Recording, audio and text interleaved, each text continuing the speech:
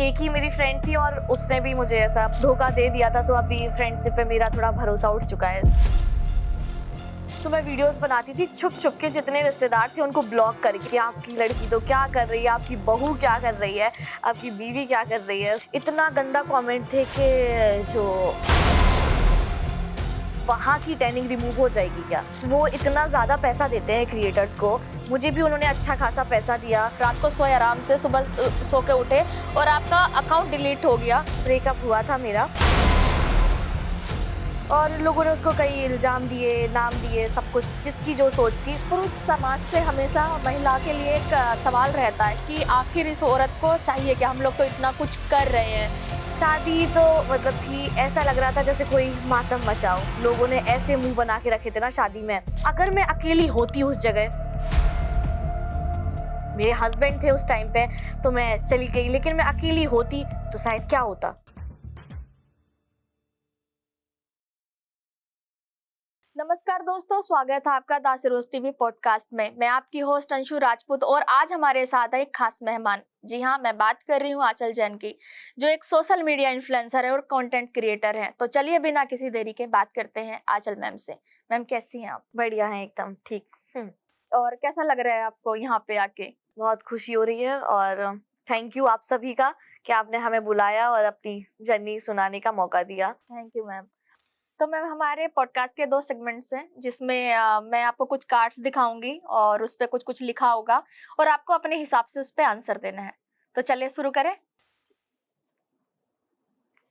Purpose of life, मेरी life का एक जो ड्रीम है या फिर कुछ भी मुझे ऐसा करना है कि मुझे एक हॉस्पिटल खोलना है जो जिसमें सभी का इलाज हो, और वो मेरे फादर इन लॉ के नाम पे होगा, जो जिनकी डेथ हो गई है 4 साल पहले। सो उन्होंने समाज के लिए बहुत कुछ करा है। सो हम चाहते हैं कि मैं और नवनीत, मेरे हस्बैंड, हम दोनों ही एक अच्छा हॉस्पिटल खोलें जिसमें बहुत अच्छा इलाज हो सके लोगों अरे का। बहुत बेस्ट आइडिया है। Friendship, friendship. फ्रेंडशिप का मुझे ज्यादा कुछ पता नहीं है, क्योंकि मेरी दोस्ती उतनी टिकी नहीं है बहुत लोगों से। एक ही मेरी फ्रेंड थी और उसने भी मुझे ऐसा धोखा दे दिया था, तो अभी फ्रेंडशिप पे मेरा थोड़ा भरोसा उठ चुका है। सो अच्छा, आप भी लाइफ में धोखे खा के बैठे हाँ, बहुत। हैं। College life, college life. College life मेरी बहुत ही बढ़िया थी, क्योंकि कुछ पता तो था नहीं। क्योंकि कॉलेज में आए थे तो बड़ी हवाबाजी थी कि वाह कॉलेज है, ये ऐसा होगा वैसा होगा। लेकिन जो ड्रीमी लाइफ थी वहाँ पे थोड़ा सा फीका था, लेकिन बहुत अच्छी लाइफ रही है कॉलेज लाइफ, क्योंकि मेरे हस्बैंड मुझे कॉलेज लाइफ में ही मिले हैं। अच्छा, सो वो मेरे लिए मेमोरी बहुत ज्यादा अच्छी है। बढ़िया है। ट्रेवल स्टोरी, ट्रैवल स्टोरी, आप बहुत ज्यादा ट्रैवल करते हो, हाँ, हम देखते हैं अभी भी आप ट्रैवल करके ही आए करके हो। आए हैं। तो बहुत बढ़िया स्टोरी होगी, तो बताइए। ट्रैवल मेरे लिए ना एक मूवमेंट है जो मैं हमेशा जीना चाहती हूँ, और हर छोटी छोटी जगह मैं पूरा भारत घूमना चाहती हूँ। मुझे ऐसा लगता है कि मैं पैसे कमाऊं, मतलब जो घर के खर्चे हैं वो निकले, और बस घूमने चली जाऊं कहीं अच्छी अच्छी जगह। सो पहले मुझे इतना शौक नहीं था घूमने का। जब मेरी शादी हुई, सो हम एक जगह गए थे, नैनीताल। अपने हनीमून पे नैनीताल गए थे। सो मेरे लिए वो जो ट्रेवल था वो लाइफ का इतना बड़ा, ऐसा लग रहा था कि मैं पता नहीं कौन सी दुनिया में आ गई। वो था ही नैनीताल, लेकिन मेरे लिए वो बहुत ही अलग मेमोरी है। सो बहुत ड्रीमी मेमोरी है मेरे लिए। चाइल्डहुड, मेरा बचपन बहुत अच्छा बीता, लेकिन बचपन की कुछ ऐसी यादें भी हैं जो मेरे लिए आज तक बहुत दिक्कत करती है। जैसे मेरी माँ बहुत बचपन, जब मैं 5 से 6 साल की थी, तब से बहुत बीमार रहती थी। उनको ना स्टोन था, किडनी स्टोन होता है, और स्टोन एक बार होता है इंसान का, ठीक हो जाता है। लेकिन मेरी मदर को आज, मैं इतनी बड़ी हो गई हूँ तब तक है, और उनके 8 ऑपरेशन हो चुके हैं। तो मेरा पूरा बचपन, मम्मी कभी हॉस्पिटल जा रही हैं, कभी वापस आ रही हैं, और बहुत अच्छा भी था। लेकिन कुछ कुछ चीजें ऐसी भी थी कि जो मैं अपने बच्चे को देना नहीं चाहती हूँ। सो मैम, ये हमारा पॉडकास्ट का पहला सेगमेंट था जो हम लोगों ने पार कर लिया। अब हम दूसरे सेगमेंट्स की तरफ चलते हैं। मैम, आप ललितपुर के एक गांव से आई हैं और आपके 8 लाख फॉलोवर हैं, बिना किसी गॉडफादर के। और आपकी ये जर्नी कैसी रही और किन किन लोगों ने इस जर्नी में आपका साथ दिया और किन किन लोगों ने मतलब बहुत ज्यादा ड्रामा किया और बैक स्टेबिंग किया, और आपने क्या सीखा इस जर्नी से? तो ये जर्नी अब जितनी खूबसूरत है, पहले उतनी खूबसूरत तो नहीं थी बिल्कुल भी। मैंने स्टार्ट करा था कंटेंट क्रिएशन 2017 में, जब टिकटॉक से पहले म्यूजिकली चलता था, तब मैंने कंटेंट बनाना स्टार्ट करा था, जब मेरी शादी नहीं हुई थी। तो मेरा कॉलेज चल रहा था, मैं सेकंड ईयर में थी। सो मेरा कॉलेज चल रहा था और मैं उस टाइम पे वीडियोस बनाती थी, जो म्यूजिकली पे चलता था, लिपसिंग वीडियोस होती है। सो मैं वीडियोस बनाती थी छुप छुप के, जितने रिश्तेदार थे उनको ब्लॉक करके। लेकिन कभी ना कभी ऐसा होता है ना कि कोई ना कोई रिश्तेदार तो ऐसा होता है कि देख ही लेता है। तो किसी ने वीडियो मेरी मम्मी को भेजी व्हाट्सएप पे, तो उन्होंने बोला कि हाँ चल मत करो ऐसे। और मेरे हमारे समाज में वीडियोस को इतना गंदा तरीके से देखा जाता था। अब तो तब भी लोग बहुत एक्सेप्ट करने लगे हैं। एक टाइम पे ये तो ऐसा था कि पता नहीं क्या ही हम कर रहे हैं, कुछ बुरा काम नहीं था लेकिन पता नहीं क्या ही कर रहे हैं हम। सो जब मेरी वो मम्मी के पास वीडियो पहुंची तो उन्होंने बोला कि मत बनाओ, तो मैंने भी छोड़ दिया, मैं भी अपनी पढ़ाई पर ध्यान देने लगी। सो फिर मेरी शादी हुई हस्बैंड से, क्योंकि माँ बाप बोलते कि शादी के बाद करना जो तुम्हें करना है। सो सबकी यही सोच है, और बहुत सारे लोग रिलेट भी कर पाएंगे कि हमारे पेरेंट्स एक ही बात बोलते हैं कि जो आपके इन लॉज कराएंगे, जो आपके पति कराए वही करना। सो मेरी शादी हुई, हम दिल्ली आए, और जब म्यूजिकली का नाम टिकटॉक हो चुका था, सो मैंने टिकटॉक पे वीडियोस बनाना स्टार्ट करा। सो शुरुआत में तो किसी ने कुछ नहीं बोला, वीडियोस बना रही थी, व्यूज आते थे 500,000। एक दिन जब मैं एग्जाम देने गई, क्योंकि मेरी जो ग्रेजुएशन है कंप्लीट नहीं हुई थी, मैंने बीएससी एग्रीकल्चर करा। सो 4 साल की थी, तो मैं अपने लॉज के पास गई एग्जाम देने के लिए, और मेरे हस्बैंड थे दिल्ली में, तो मैं उनके पास गई। तो मेरी शादी के बाद लोग खाने पे बुलाते हैं ना, तो मैंने वो साड़ी पहनी हुई थी, और साड़ी के फॉल सा एक गाना था, तो मैंने उस पे वो वीडियो बनाई, और वो रातों रात इतनी चल गई कि 100 मिलियन व्यूज थे। और सबके जो सुबह से फोन आना स्टार्ट हुए कि आपकी लड़की तो क्या कर रही है, आपकी बहू क्या कर रही है, आपकी बीवी क्या कर रही है। सो वो मेरी लाइफ का इतने बुरे दिन थे वो मेरी लाइफ के, कि मैं वो याद करती हूँ ना तो मुझे आज भी रोना आता है। बहुत ज्यादा फिर प्रॉब्लम है। आपने वो चीज़ कैसे फेस की कि मतलब एक टाइम पे आप इतना अच्छा कर रहे थे और उसके बाद लोगों ने इतना कहना चालू कर दिया, मतलब बाहर के लोग कहें तो भी समझ आता, लेकिन घर के ही लोग बोल रहे हैं, और उस टाइम पे वो चीज़ आपने कैसे फेस किया? वो चीज फेस तो, जब मैं वीडियोस बना रही थी तो मैं कंटिन्यू, जब मेरी एक वीडियो वायरल हुई तो उसके बाद सारी वीडियोस वायरल में चली गई। और मेरे अभी जैसे मेरे 3 दिन में 5 लाख फॉलोअर क्रॉस हो गए थे। उधर जो ट्रोलिंग थी, अब देखो कुछ पॉजिटिव भी होता है, कुछ नेगेटिव भी होता है। तो जो नीचे कमेंट्स थे, ये तो नचनिया है, ये तो यहाँ मुजरा कर रही है, उसको शादियों में जाना चाहिए डांस करने, बहुत ज्यादा ट्रोलिंग थी अलग अलग।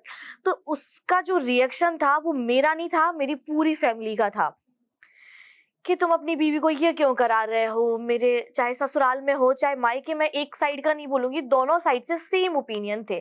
और जो आपकी लाइफ में कुछ नहीं लगते, उन्होंने तो लाइफ में इतने ड्रामे करे हैं कि अब तो मैं उनसे बात करना भी नहीं चाहती हूँ। उन्होंने तो ये बोल दिया था कि इसको हम अपने समाज में ही देखना नहीं चाहते हैं, कि ये हमारी समाज में ही क्यों है, इसके आगे से कास्ट की ही हटा दो हमारी। तो सबके अलग अलग ओपिनियन थे, और मैंने एक रात अपना वो टिकटॉक हटा दिया अपने फोन से कि मैं तो वीडियोस नहीं बना पाऊंगी, क्योंकि इतना मैं नहीं झेल सकती। मेरे हस्बैंड मेरे पास नहीं, वो दिल्ली में है, मैं अकेले कितना झेलूं। रोज हर कोई आंटी आती है तो बोल जाती है, कोई फोन करता है तो ये बोलता है, तो मैंने वो अपने फोन से हटा दिया। लोगों के कहने पे आपने ये डिसीजन लिया, ये डिसीजन आपके लिए कितना हद तक सही था? और क्या आपको लगता है कि उस टाइम पे ये डिलीट करना अकाउंट ये सही डिसीजन था या गलत डिसीजन था? ये मेरे लिए बहुत गलत डिसीजन रहा, और उसके बाद जो मेरी हालत बिगड़ी है, मैं 2 साल डिप्रेशन में थी। कहने को वो टिकटॉक ही था, कुछ बहुत ही बड़ी चीज नहीं थी, लेकिन हर किसी के लिए ना एक होता है, कोई किसी की अगर जॉब लग जाए और उस जॉब को बोल दो कि छोड़ दो, तो वो उसके लिए इतनी मेहनत जो कर रहा था वो सारी खराब हो गई ना। तो सेम मेरे लिए भी वही था कि मैंने उसके लिए बहुत मेहनत करी, हर कोई मुझे जान रहा था, मेरे फैन पेज बन रहे थे, मुझे इतने कमेंट्स थे, मुझे इतना प्यार मिल रहा था, मैं पैसे कमा रही थी, हर एक चीज थी उससे। और वो रातों रात मैंने जब बंद करा तो मैं डिप्रेशन में बहुत ज्यादा चली गई थी। मैं किसी से नहीं मिलती थी, किसी से बात नहीं करती थी। मेरी लाइफ में मतलब मैं एक कमरे में बंद थी, मैं रात को सोती थी, सुबह उठती थी, अपना खाना खाती थी। दिन भर में क्राइम पेट्रोल आता है, वो टीवी पे, बस सिर्फ वही देखती थी और कुछ नहीं देखती थी।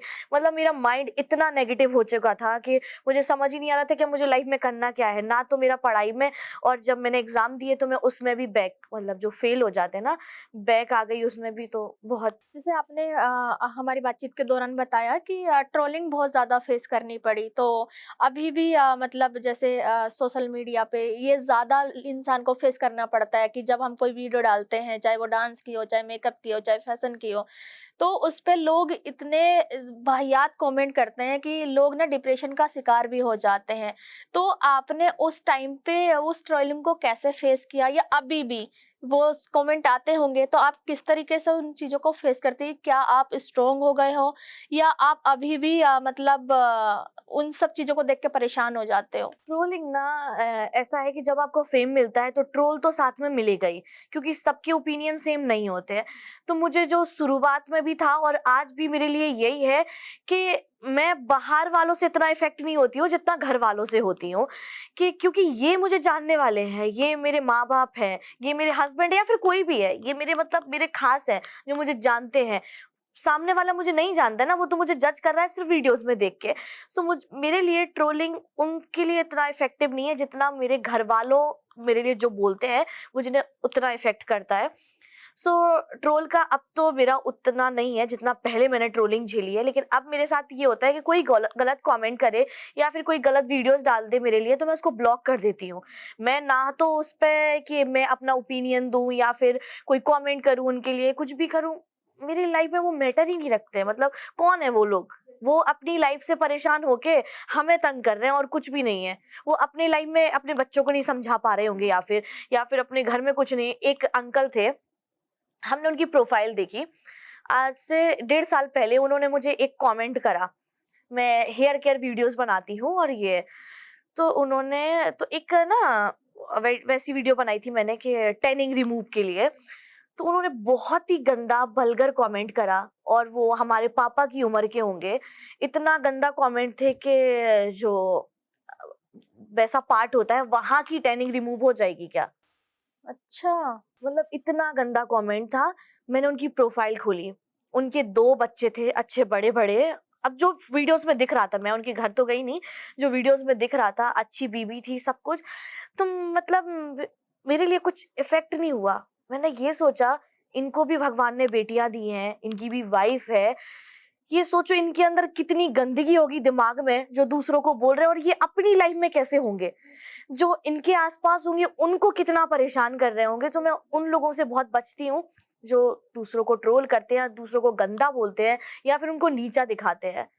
मैम जैसे आप डांस, फैशन और मेकअप की वीडियो बनाते हैं, और आपकी वीडियोस बहुत बोल्ड और मतलब सेक्सी भी होती हैं, तो उन वीडियो को देख के लोग कमेंट भी करते हैं टू हॉट, टू हैंडल, तो उन सब चीज़ों को देख के आप क्या रिएक्शन देते हैं अपने फैन्स को? फैंस को पहले तो मैं उतनी वीडियोस नहीं बनाती कि जितना मैं सह ना सकूं। देखो मैं एक बात जब तक मैं एक्सेप्ट कर पा रही हूँ ना खुद को कि मैं ऐसी हूँ, मुझे पता है कि मैं ऐसी हूँ, और जो नीचे कमेंट आ रहा है ना, जैसे कुछ चीजें पॉजिटिव भी लेनी चाहिए कि अगर कोई बोल रहा है टू हॉट तो गलत नहीं है। बिल्कुल। कोई बोल रहा है ब्यूटीफुल तो गलत नहीं है, चाहे वो लड़का कमेंट कर रहा हो या लड़की कमेंट कर रही हो। सो मुझे ना अपनी हद में शुरू से रहना बहुत ही अच्छे से आता है कि मुझे अपनी कितनी हद में रहना है। मैंने कभी इतना ज्यादा मैं वो नहीं हुई हूँ कि मैंने सोशल मीडिया पे बहुत ही अलग फोटो डाल दी हूँ या फिर मैंने कुछ ही बहुत अलग कर दिया हो। और जो कमेंट आते हैं तो मैं पॉजिटिव भी लेती हूँ उनको, और जो नेगेटिव होते हैं मैं उनको सीधा ब्लॉक कर देती हूँ और अपनी फीड से हटा देती हूँ। इन्फ्लुएंसर इंडस्ट्री में एक मिथ बना हुआ है कि सपोर्टिव पार्टनर मिल जाता है इजीली, और सिर्फ अच्छे लुक्स मैटर होते हैं, या पैसे आसानी से आ जाते हैं। इनमें से आपकी रियलिटी कौन सी है? पैसा आसानी से आ जाता है। मैं 8 साल से कंटेंट बना रही हूँ पिछले, और पैसा आना आज मैं इस प्लेटफॉर्म पे बता रही हूँ सिर्फ 2 या 2.5 साल से स्टार्ट हुआ है। सच्चाई बता रही हूँ। मैंने इतना कंटेंट, आता है पैसा, कोई 2,000 दे देगा वीडियोस का, कोई 1,000 दे देगा, जो असली पैसा आना स्टार्ट होता है तो वो फेम आपको बहुत मुश्किल से मिलता है और पैसा भी बहुत मुश्किल से आता है। इजी इजी कुछ नहीं होता कि रातों रात हमें फेम भी मिल गया और पैसा भी आ गया। सो ये मिथ बड़ा ही दिमाग में अभी भी पता है क्या होता है कि हम कहीं भी किसी की शादी में जाते हैं तो लोग ये नहीं पूछते कि आप फेमस हो गए हो क्या, आप कितना पैसा कमाते हो। तो वो पैसा लोगों के लिए बड़ा मैटर रखता है कि उन्हें लगता है कि अगर फेमस हो गए तो भाई पैसा तो बहुत ही कमा रहे हैं। पैसा कमाते हैं ऐसा नहीं है, इस इंडस्ट्री में बहुत पैसा है, लेकिन रातों रात कोई नहीं कमाता है, टाइम हर चीज में लगता है। आप बहुत सारे ब्रांड प्रमोशन भी करते हो, और क्या कभी ऐसा हुआ है कि आपने कोई ब्रांड प्रोडक्ट आपने प्रमोट किया हो और आपको उस ब्रांड के बारे में पता नहीं है और बाद में पता चला ये तो स्कैम था, फेक था, हाँ। तो उस टाइम पे आपका क्या रिएक्शन था और मतलब किस तरीके से आपने उसको हैंडल किया? अभी तक एक ही प्रोडक्ट मेरे साथ ऐसा हुआ है जो मैंने अपलोड कर दिया, हुए तो 2-3 है। ऐसा होता है कि ब्रांड ना पहले आपको प्रमोट करने के लिए ये प्रोडक्ट बताती है, ये प्रोडक्ट है, तो हमें पहले अप्लाई करना होता है फेस पे कि हमारी स्किन से सूटेबल है। तो एक बार तो ऐसा हुआ था कि मेरे फेस पे ही रिएक्शन हो गया था, तो मैं अपलोड करने के लिए तो मैं बची नहीं थी, क्योंकि मैं जब मुझ पे पहले ही हो चुका है तो अब मैं लोगों को क्यों ही गलत बताऊंगी।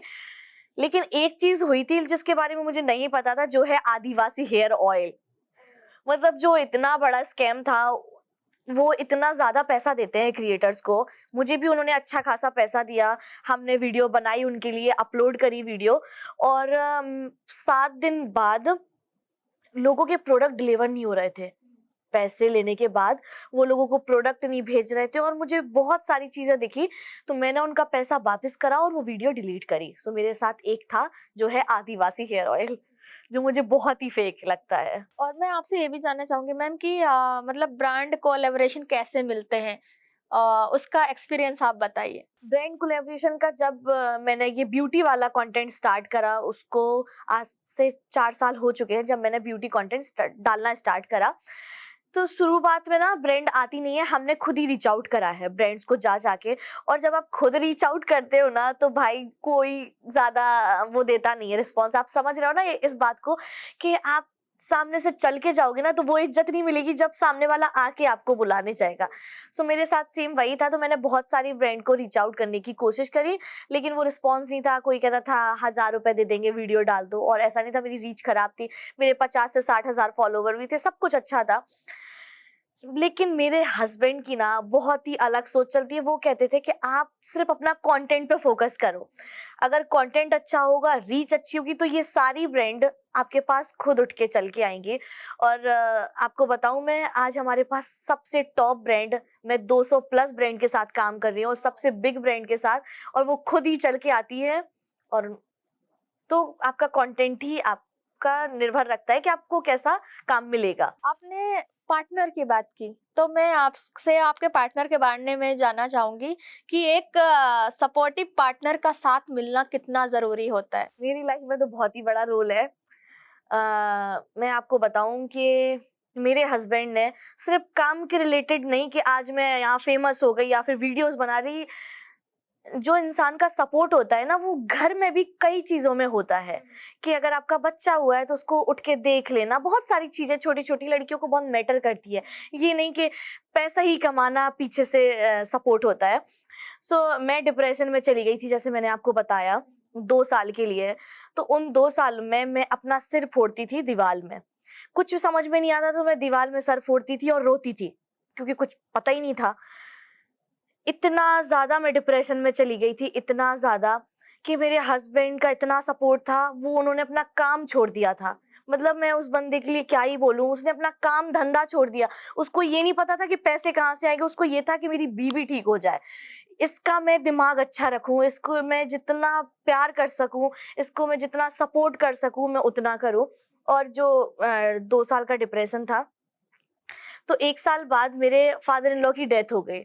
और जो मेरे फादर इन लॉ हैं वो हमारी फैमिली के लिए, मतलब एक होती है ना मजबूती के, वो पिलर थे। उनके जाने के बाद हमारा परिवार बड़ा टूट सा बिखर सा गया, लेकिन वो पिलर थे। तो उनके जाने के बाद मेरे हस्बैंड तो और ही ज्यादा परेशान थे, लेकिन उन्होंने उस टाइम पे भी मेरा सपोर्ट करा, मुझे इतना संभाला। मैं हॉस्पिटल में एडमिट हो जाती थी, मैं रोती थी, तो मेरे हस्बैंड का तो बहुत ही सपोर्ट है।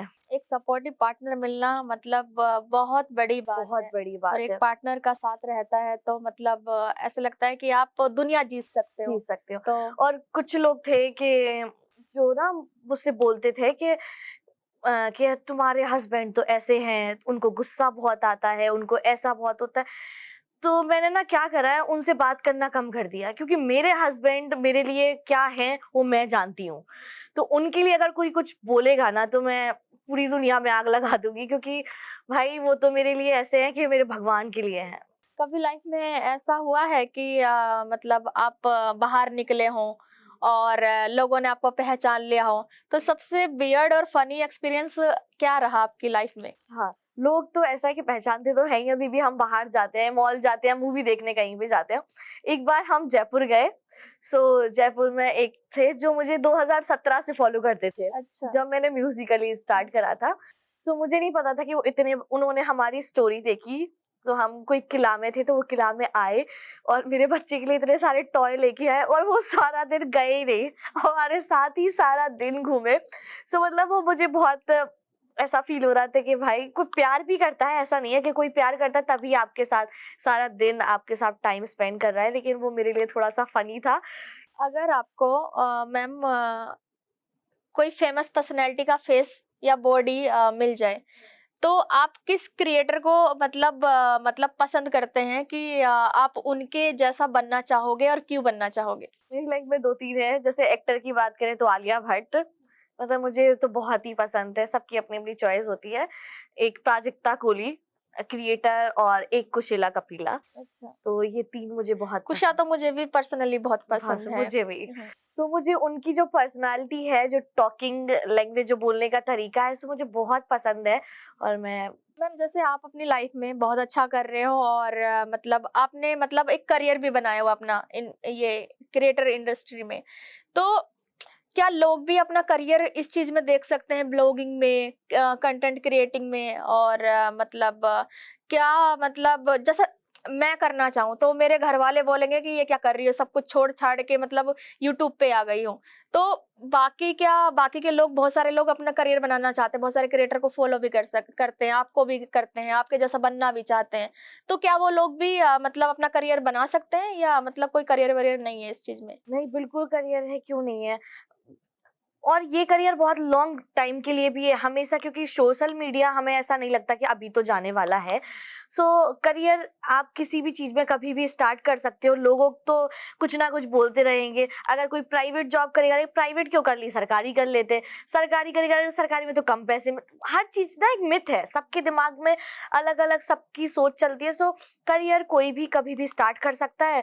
और कंटेंट क्रिएटर में तो क्या है, आप फोन उठाओ, वीडियो बनाना, अगर तुम्हें टैलेंट है, तुम्हें ये चीज आती है, तो स्टार्ट कर दो। कुछ बिल्कुल। कोई 2 दिन रोकेगा, 3 दिन रोकेगा, 4 दिन, 5वें दिन भूल जाएगा। डांस और फैशन में मतलब जो ट्रेंड है वो बदलते रहते हैं। हाँ। क्या कभी कोई ऐसा ट्रेंड आपने ट्राई किया है कि जिसको करने के बाद में मतलब बहुत एम्बैरसिंग फील हुआ हो कि ये क्या कर डाला मैंने? हाँ, मैं जो अपने पहले की वीडियोस देखती हूँ, मुझे ऐसा लगता है कि मैं पहले क्या ही कर रही थी। पहले क्या ही कंटेंट बना रही थी। थोड़ा सा फनी था, क्योंकि डांस करती थी, और वो चिपकी चिपकी जीन्स और वो शर्ट और वो बेल्ट लगा के। उस टाइम का थोड़ा सा है, वियर्ड सा लगता था। कि अब लगता है, पहले नहीं लगता था, लेकिन अब लगता था कि क्या ही बना रही थी मैं। और एक मैंने मेकअप वीडियो भी बनाई थी। मेकअप मुझे करना नहीं आता था, लेकिन मैंने मेकअप वीडियो, तो आज मैं जब वो वीडियो देखती हूँ, मुझे ऐसा लगता है कि फनी है, लेकिन आप अपनी ही गलतियों से सीखते हो। बिल्कुल। आज मैं वैसा मेकअप करती थी, तभी मैं सीखी हूँ हुँ। उससे।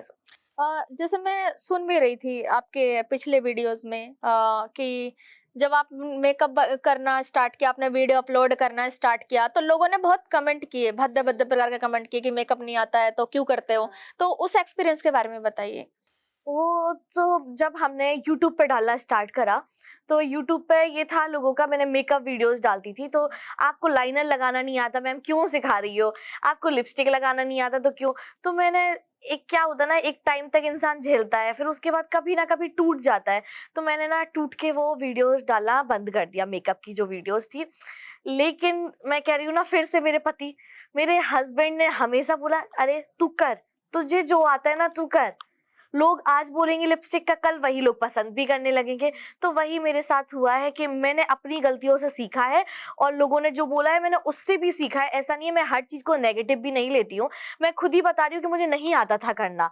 सो मैंने बहुत सारी चीजें उनको अच्छे में भी ली है। सो बहुत सारे लोग आप ही की तरह इन्फ्लुएंसर बनना चाहते हैं मैम, तो आप उनको क्या टिप्स देना चाहेंगी जिससे वो अपने करियर की थोड़ी स्टार्टिंग की शुरुआत कर सके? उनके लिए सबसे पहली टिप जो है, शर्म छोड़ दो, क्योंकि शर्म लोगों को बहुत आती है कंटेंट बनाने में।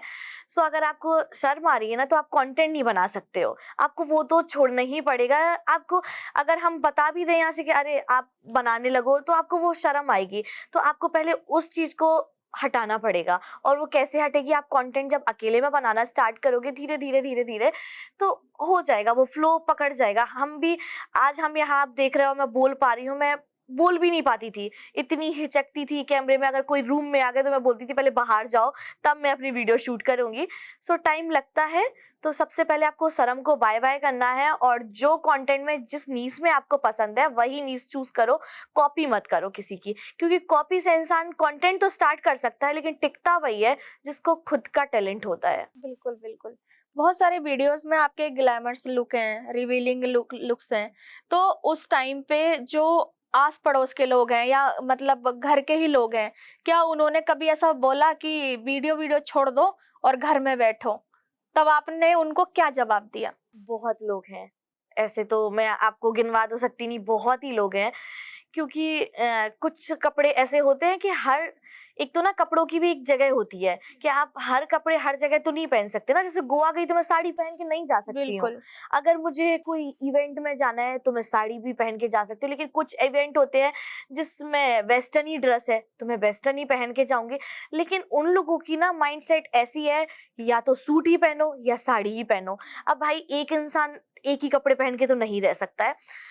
सो ये है कि जब मैं ऐसे कपड़े पहनती हूँ तो फोन आते हैं कि बोलते, डायरेक्ट नहीं बोलते हैं, लेकिन ऐसे बोलते हैं कि अरे तुम्हारे जो कपड़े थे ना नीचे के, वो बहुत ही ऊपर हो गई वो ड्रेस। अरे आप नीचे कपड़े क्या होता है? मतलब जो बहुत ही उनका अपना ही चलता है, अपने हिसाब से उनको जो तोड़ मरोड़ के बोलना होता है। अभी मैं अमेज़न की इवेंट में गई थी जैसे, तो मैंने एक ड्रेस पहनी हुई है, बहुत ही शॉर्ट है, और ऊपर से तो फुल है लेकिन नीचे से शॉर्ट है। तो जो तुम्हारे पैर है ना, वो बहुत ही घुटने के नीचे पहनती ना तो अच्छी लगती। मैंने आपका ओपिनियन तो मांगा नहीं कि मैं घुटने के अगर नीचे पहनती तो मुझे खुद पता है ना कि मुझ पे क्या अच्छा लग रहा है। हर किसी को पता होता है कि हम पे क्या अच्छा लग रहा है। और आप लोग भी जैसे कुछ साड़ियाँ लोग पहनते हैं, कुछ आंटियां तो ऐसी साड़ी पहनती है कि पूरा पेट ही दिख रहा होता है। तो हम तो नहीं बोल रहे कि आंटी आपका तो पूरा पेट दिख रहा है। तो बिल्कुल। और मुझे ऐसा लगता है कि दूसरों को जज करने से पहले खुद के घरों में झाँक झाँक लेना के चाहिए। बिल्कुल देखना चाहिए। हाँ, जैसे कि मतलब आपके इन-लॉज़ भी हैं और आप मतलब वीडियो बनाते हैं, तो क्या कभी आपके इन-लॉज़ ने आपत्ति जताई या कि ऐसे वीडियो बनाते हैं या उन्होंने सपोर्ट किया? मतलब कैसा माहौल है आपके इन-लॉज़ का? आपके ससुराल में कैसा माहौल है?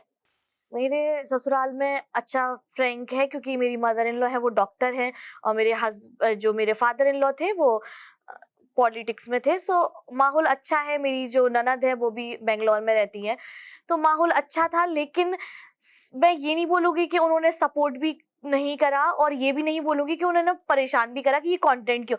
मतलब वो न्यूट्रल थे, ये भी नहीं बोला उन्होंने कि कंटेंट मत बनाओ, और ये भी नहीं बोला कि कंटेंट बनाओ।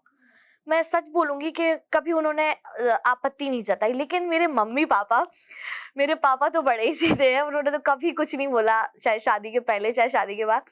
मेरी मम्मी बड़े फोन करती थी कि आंचल ये बोल रहा है कि तुमने ये वीडियो क्यों डाल दी है। तो वो ना उनके ऊपर प्रेशर था जो समाज का होता है। और आजकल सभी की मम्मियों को लोग बड़ा परेशान करते हैं कि तुम्हारी बेटी ये कर रही है।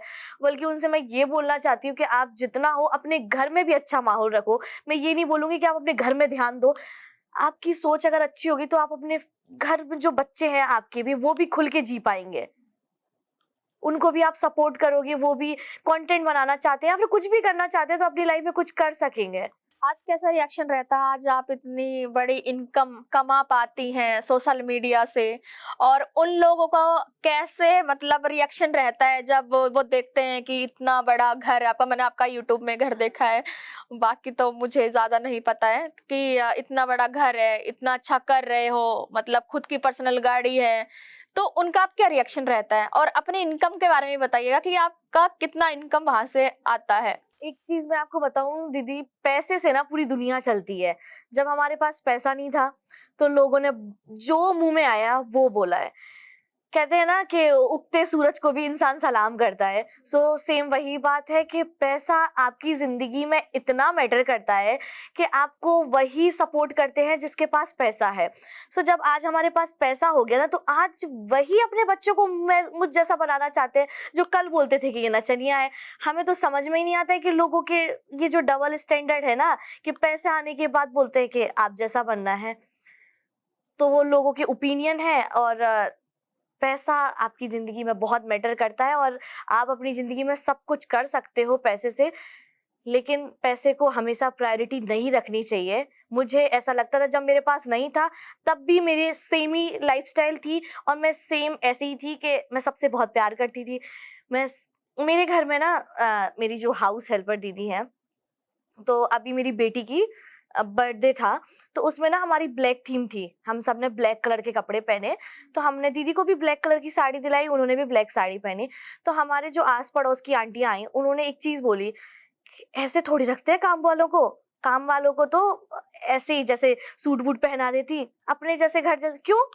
क्यों लगना है उनको काम वालों जैसा? उनकी कोई लाइफ नहीं है, वो पूरा टाइम हमें दे रहे हैं, उनकी भी तो ये जॉब है। हम जैसे कंटेंट बना रहे हैं, वो हमारे बच्चे की हेल्प कर रहे हैं, हमें मेरी लाइफ ईज़ी कर रहे हैं ना, तो वो क्यों काम वालों जैसा रहे?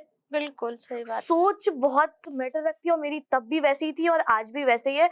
तो बहुत पॉजिटिव सोच है, और मुझे ऐसा लगता है कि हर किसी को ऐसी सोच के साथ चलना चाहिए। मतलब जो सर्वेंट होते हैं वो भी हमारे हाँ, परिवार का हिस्सा है, वो इतना टाइम दे रहे हैं। वो हम लोग ना ये भूल जाते हैं, अरे ये तो झाड़ू-पोछा कर रही है। भाई झाड़ू-पोछा भी करना आसान नहीं है।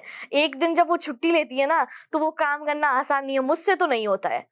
सबको पता है कि वो काम करना भी आसान नहीं है, और अगर हमने उनके काम को अपने काम से ही कंपेयर कर लिया ना, कि भाई इनका और हमारा सेम ही है, तो हमें लगेगा ही नहीं कि ये काम ये कर रहे हैं और हम ये कर रहे हैं। तो अब हम जानना चाहेंगे कि आपकी मंथली इनकम कितनी आती है यूट्यूब से? यूट्यूब से तो अभी कम है, क्योंकि मेरे इतने अभी सब्सक्राइबर नहीं है, लेकिन हाँ आती है। लेकिन इंस्टा और यूट्यूब से मिला के इतनी है कि मैं हर महीने एक कार खरीद सकती हूँ। अब वो चाहे छोटी हो बड़ी हो, लेकिन ले सकती दोस्तों सुन रहे हो ना, आपको इनके जैसा ही बनना है। मुझे हूँ। यहाँ मैं पिघल गई।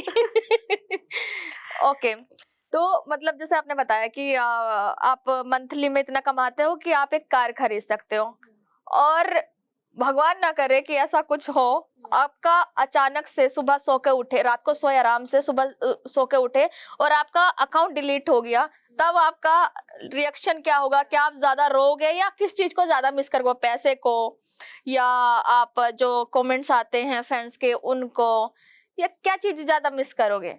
पैसे को तो नहीं करूँगी। मेरे ना एक लाइफ़स्टाइल है कि सुबह उठी, अपना नहाया-धोया, पूजा-पाठ करी, अपना कंटेंट बनाना स्टार्ट कर दिया। सो वो एक जो टाइम होता है ना, जैसे कोई जॉब करता है तो वो अपना पूरा टाइम उसको देता है, तो मेरे लिए वो जर्नी है। तो अगर वो नहीं रहेगा ना, तो मुझे ये रहेगा मैं करूँ क्या? क्योंकि वो मेरा काम है। मैं उसको एक काम के तरीके से देखती हूँ कि ये मेरा परमानेंट काम है। सो का पैसे को तो मिस नहीं करूँगी, क्योंकि पैसा, मैं सच बताऊँ ना, जिसमें टैलेंट है वो किसी भी चीज़ से कमा सकता है।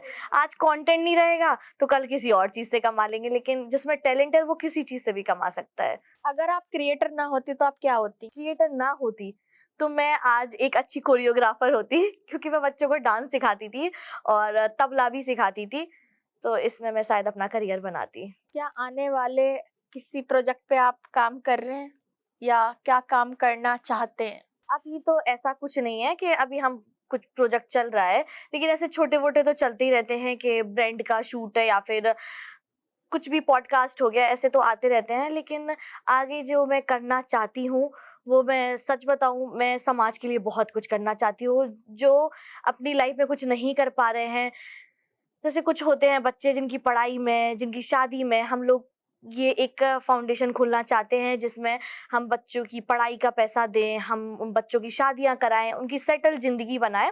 सो और एक हॉस्पिटल, जो हमारे ये 2 काम हैं जो हम हमेशा करना चाहते हैं और तब तक करते रहेंगे इस काम को जब तक वो बना ना ले। तीसरा काम आप भूल गए हैं, मैं आपको याद दिला देती हूँ। आपने अभी कुछ टाइम पहले एक स्टोरी शेयर की थी, आप वृंदावन घुमाएँगी। बिल्कुल, तो आप हाँ। उसके बारे में बताना भूल गए हैं। तो सो दोस्तों मैं मतलब कुछ लोगों को, ज़्यादा लोगों को नहीं, कुछ लोगों को वृंदावन घुमाएँगी। तो आप उस चीज़ के बारे में बताइए?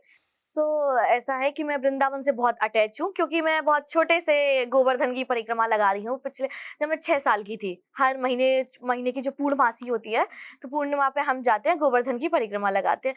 तो जो इंसान एक बार वृंदावन चला जाता है ना, मतलब वो बस राधा रानी में मगन ही हो जाता है। सो हमारा वो हाल है। सो अभी एक दिन ना मेरा मन बहुत विचलित हो रहा था, इतना ज़्यादा कि मुझे तो जाना ही है चाहे परिक्रमा, लेकिन किसी का साथ नहीं मिल रहा था। साथ ऐसा कि मेरे हस्बैंड के काम था, उनकी मीटिंग थी तो वो जा नहीं सकते। मैंने अपनी एक फ्रेंड को फ़ोन करा तो वो भी बिज़ी थी, उसका भी शूट था। सो मैंने सोचा कि अब मैं ना ये फ्रेंड्स हैं, इनको लेके जाऊँगी। तो मैंने एक स्टोरी डाली, तो ये हम एक छोटे उस स्तर पे स्टार्ट करेंगे लेकिन इसको बड़े में ले जाएँगे।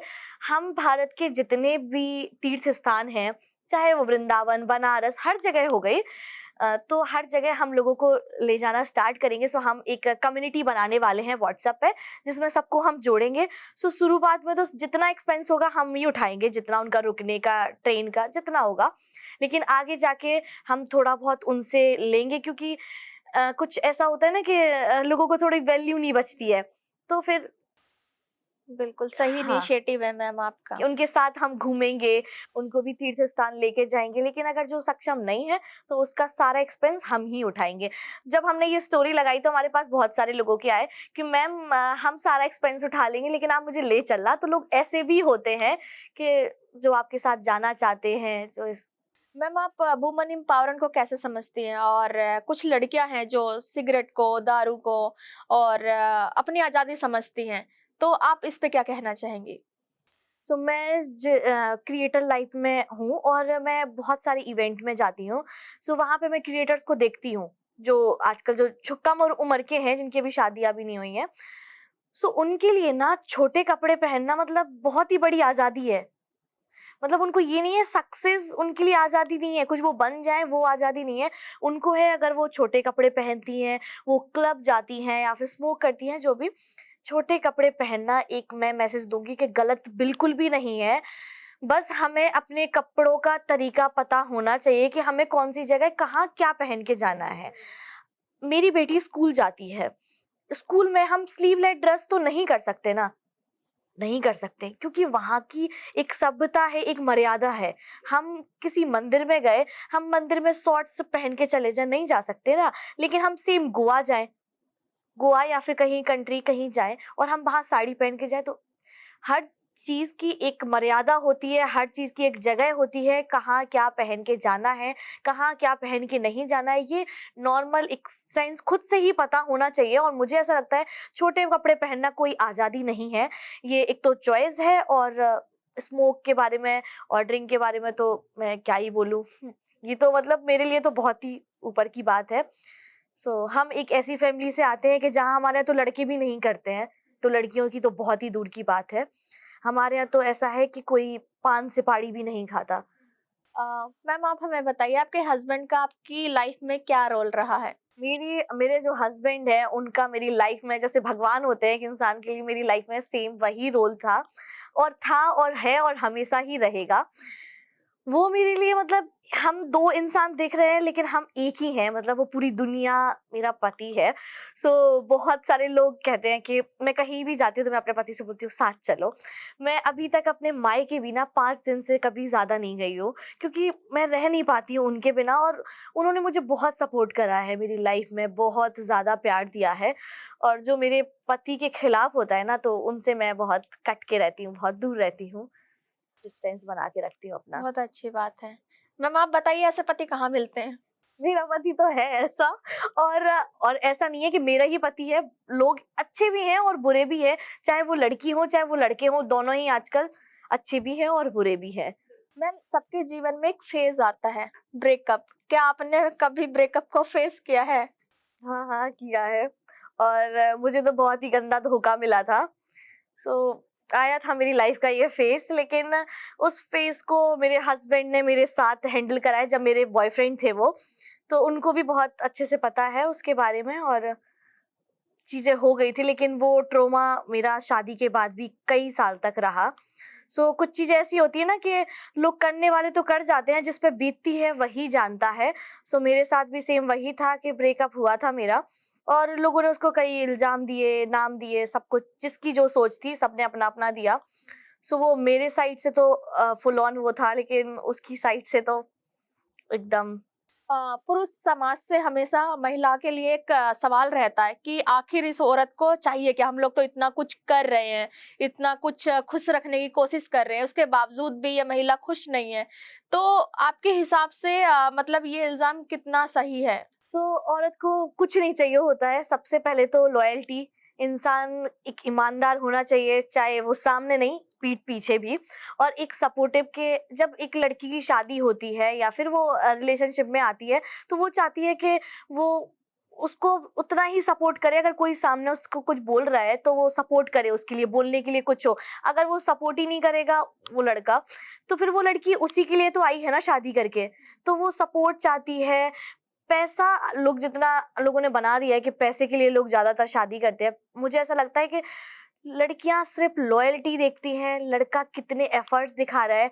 जैसे मेरी शादी को 7 साल हो गए हैं और मेरे हस्बैंड आज भी करवा चौथ का व्रत रखते हैं। तो वो व्रत मायने नहीं रखता है, वो मैटर रखता है कि कितने इफ़ेक्ट दिखाता है इंसान अपने भी, कि हम दोनों समान हैं। मेरे हस्बैंड ने कभी भी मुझे पैर नहीं छूने दिए। अगर टच भी हो जाते ना, तो वो खुद मेरे पैर छूते हैं। औरत को बस यही तो चाहिए, क्या चाहिए? कि सम्मान चाहिए, प्यार चाहिए और कुछ नहीं चाहिए औरत को। मैम आपकी रील्स में काफ़ी सारे कमेंट्स आते हैं कि आप मतलब कौन-कौन से मंदिर जाते हैं और कौन से धर्म को आप मानते हैं। और जैसा आप अभी ऋषिकेश गए और लगातार आप वृंदावन भी जाते हैं, तो आप धर्म में, आस्था में बहुत ज़्यादा विश्वास करते हैं। तो आप इसका एक्सपीरियंस बताइए कैसा है? धर्म में ना मैं जब मैं छोटी थी तब से ही मैं मेरे अंदर बहुत ही विश्वास है और मैं इस धर्म को मतलब ऐसे नहीं मानती कि भगवान ने ये काम कर देंगे ये सारे। मतलब मैं ये मानती हूँ कि भगवान से डर, जिसको डर होता है ना, वो कभी गलत काम नहीं कर सकता है। जिस इंसान को डर होता है, अगर उसका वो डर ही खत्म हो जाए कि कौन भगवान क्या, और हम तो इस राह पे चलेंगे, ऐसा गलत काम करेंगे, तो जिस इंसान को भगवान का डर होता है वो एक तो गलत कभी काम नहीं करता। और एक और चीज़ दीदी, मैंने ना अपनी लाइफ में बहुत ही 2 साल में ही करी है ये। मैंने एक पॉडकास्ट में ही देखा था और मैंने ये करना स्टार्ट करा है। 10 बजे के बाद एक पूजा होती है, वो पूजा बहुत ही सिंपल सी है। मैं एक दिया जलाती हूँ भगवान के पास जाके और हनुमान चालीसा का पाठ, जिसमें बहुत ही शक्ति है। मैं 10 बजे के बाद जब मेरी बेटी सो जाती है, जब घर में बहुत शांति होती है, तो मैं दिया जलाती हूँ और हनुमान जी का वो पाठ करती हूँ, हनुमान चालीसा का, और बस और शांति से बिल्कुल बैठती हूँ। आपकी वो लाइफ चेंज कर देगा। मेरी इन 2 सालों में लाइफ चेंज कर दी है। एक बार बस वो करके देखे कोई 40 दिन भी, मतलब मुझे इतनी मैं श्योर किसी भी चीज़ के लिए नहीं हूँ, जितनी उस चीज़ के लिए श्योर ज़रूर हूँ कि हनुमान चालीसा का पाठ आपकी लाइफ चेंज कर देता है। मैम आप बहुत सारे मंदिर जाती हैं, वृंदावन लगातार जाती हैं, अभी आप ऋषिकेश होके आई हैं, तो आप रील भी डालते हैं, बहुत सारे लोगों के कमेंट्स भी आते हैं कि आप कौन से मंदिर जाते हैं। तो मैम आप बताइए कि आपकी ये मतलब भगवान के प्रति आस्था कैसे आई? आज मैं आपको सोशल मीडिया पे बहुत ही बड़ी बात बताने वाली हूँ, जो मैंने ऐसे ही पॉडकास्ट में देखा था और मैंने तब से करना स्टार्ट करा है। आज से 2.5 साल पहले से मैं ये कर रही हूँ। रात के 10 बजे के बाद मैं एक पूजा करती हूँ, बहुत ही सिंपल सी है।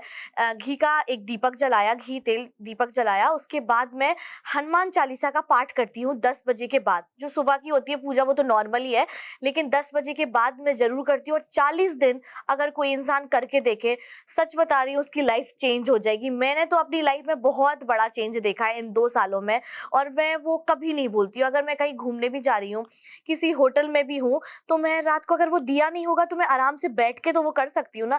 कुछ लोगों को होता है कि नियम नहीं टूट जाए मेरा, कुछ नहीं होता है नियम। और ऐसा कुछ नहीं है कि हमें ये चीज़ करनी है, बोझ से करोगे ना तो वो चीज़ आप मन से करना है आपको, वो चीज़ बहुत अच्छी होती है। मैम हम लोग दिल्ली एनसीआर में रहते हैं और आए दिन इतनी सारी खबरें हम लोगों को सुनने मिल रही है कि इतनी सारी लड़कियां गायब हो रही हैं, और ये तो दिल्ली एनसीआर का डेटा है कि इतनी सारी क्योंकि ये राजधानी है भारत की, तो इसलिए यहाँ पे पता भी चल जाता है। और ऐसे भी क्षेत्र हैं जहाँ पे रिपोर्टिंग केस नहीं हो पाते हैं, तो ना जाने कितनी लड़कियां वहां से गायब हो रही होगी।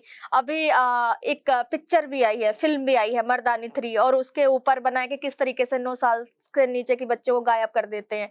तो इस पे आपका क्या कहना है कि किस तरीके से क्राइम हमारे भारत में बढ़ रहा है?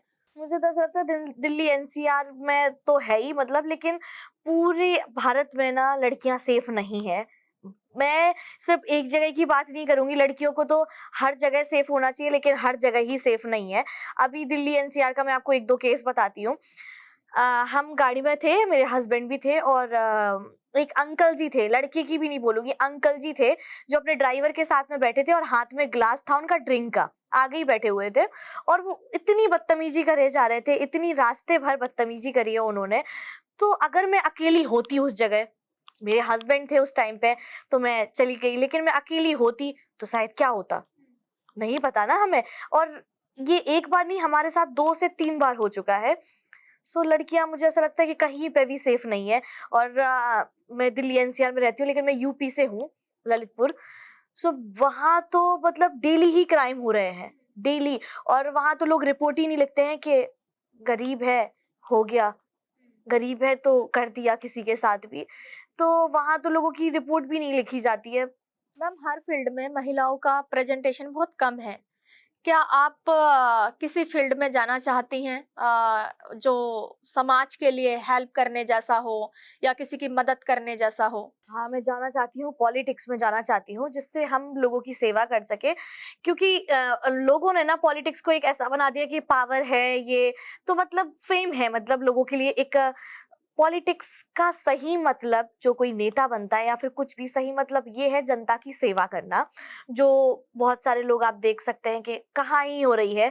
सो जो मेरे फादर इन लॉ थे, उन्होंने कभी कोई पद नहीं चुना। वो चाहते तो वो बहुत कुछ बन सकते थे, लेकिन उन्होंने कभी पद नहीं चुना। उनकी डेथ हो गई है आज से 4 साल पहले।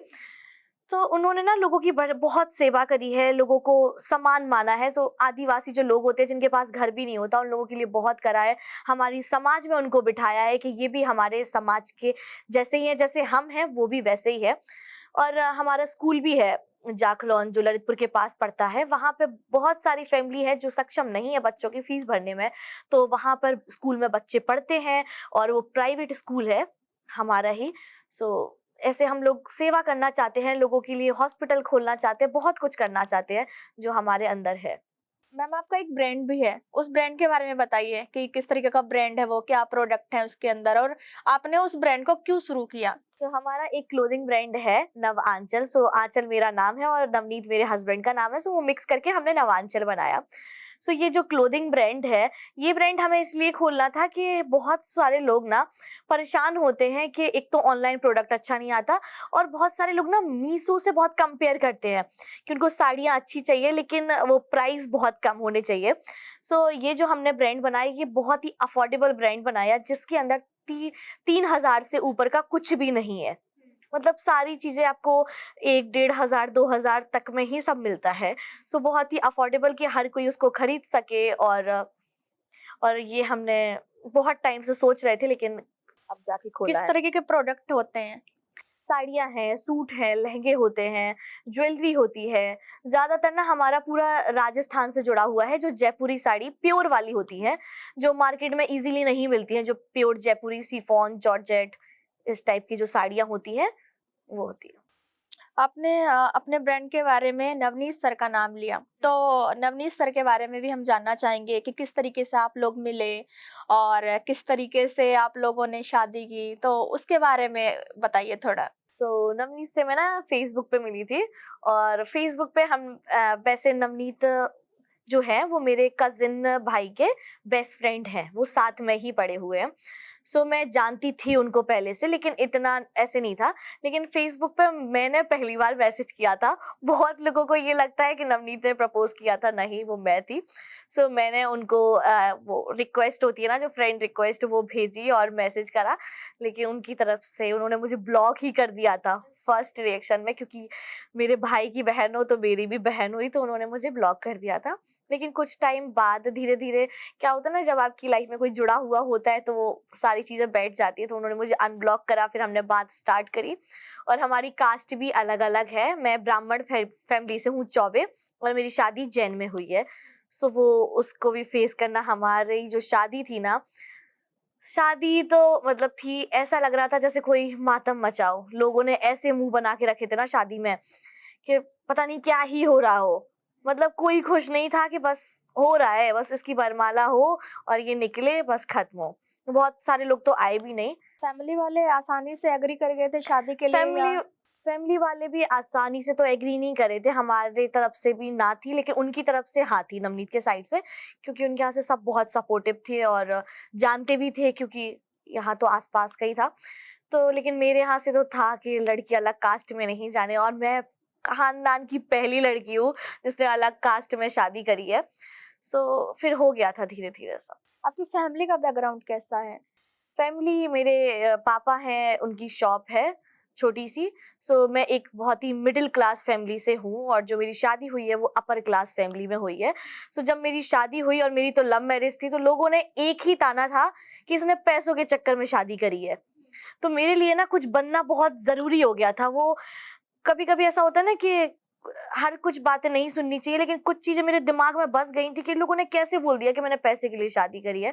सो बहुत सारे लोग थे कि अरे लड़का पैसा वाला मिल गया इसीलिए कर ली। तो बहुत, मतलब 80% लोगों ने एक ही बात बोली कि पैसे वाला लड़का है इसलिए इसने शादी कर ली है। तो अभी लोग क्या सोचते हैं कि आप इंडिपेंडेंट हो, आपका खुद का पहचान है, आज आपको आंचल जैन के नाम से ही लोग जानते हैं। तो अब क्या उन लोगों का रिएक्शन रहता है जिन्होंने एक टाइम पे आपको ऐसा बोला कि पैसा देख के शादी किया? अब वो बहुत खुश है और अच्छे से पेश आते हैं सामने से, और बढ़िया है। मतलब अब तो क्या है, अब मैं उनको ना ज्यादा भाव नहीं देती अपनी जिंदगी में। मैं कुछ भी फंक्शन करूं या फिर, तो मैं बहुत ही कम लोगों को रखती हूँ जो मेरे साथ पहले से थे और वो अभी तक है। मैं उन्हीं लोगों को रखती हूँ, और जिन्होंने सपोर्ट नहीं करा वो कल नहीं कर रहे थे, अगर आज भी हमारे साथ कुछ गलत हो गया ना तो वो आज भी नहीं करेंगे। ऐसे लोगों से ना बहुत बच के रहना चाहिए कि जो आपको पहले सपोर्ट नहीं करा, तो वो जो बीच में आए हैं ना वो सिर्फ आपके पैसे के चक्कर में आए हैं। सो उनसे तो मैं दूर रखती हूँ, बात करती हूँ, लेकिन मैं अपनी एक लिमिट बना के रखती हूँ कि ये मेरी लाइन है, इससे मैं आगे क्रॉस नहीं करूंगी आपके लिए। आज आपकी बहुत प्यारी सी बेटी भी है, तो हम जानना चाहेंगे कि आप उनको अपनी ही तरह क्रिएटर बनाना चाहती हैं या आप उनको कुछ और बनाना चाहती हैं? मेरी 4 साल की बेटी है निया। सो अभी तो हमने ऐसा कुछ सोचा नहीं है कि उसको क्या बनाना चाहते हैं, लेकिन एक चीज है जो मेरे साथ हुआ है हमेशा, और मैं चाहती हूँ कि मैं बेटी पे अपने प्रेशर तो कोई भी नहीं दूंगी। काम करना होगा तो करेगी, नहीं करना होगा तो नहीं करेगी, मतलब उसकी चॉइस है। सबसे ज्यादा मैटर करता है कि बच्चे की चॉइस क्या है। आजकल हमारे यहाँ पता क्या होता है, अगर लड़का है तो भाई नौकरी ही करे, लड़की है तो घर ही संभाले।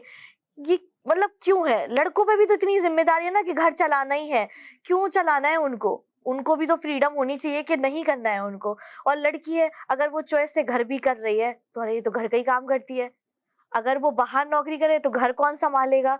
तो मतलब लोग तो अलग अलग ओपिनियन है। तो मैं चाहती हूँ अपनी बेटी को इन सब चीजों से मैं बचा के रखूं।